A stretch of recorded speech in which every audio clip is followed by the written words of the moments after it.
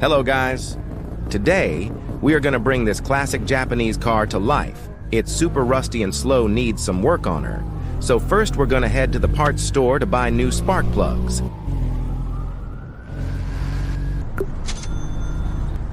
Now, let's get to work. That was a long drive. The car is barely running. Removed every part, including the radiator, transmission, and the battery. All done. The engine is much better now.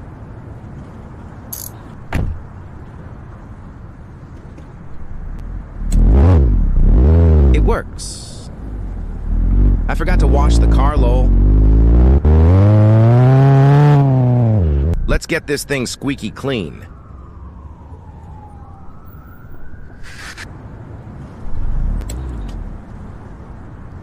Listen to that VTEC.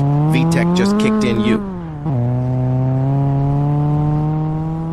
Now a fresh paint job is all this car needs. Let's give it a nice red color. Nice. Now some tint and it's done. We turned this rusty classic to a beauty. Thank y'all for watching, and that's all for today. See y'all later.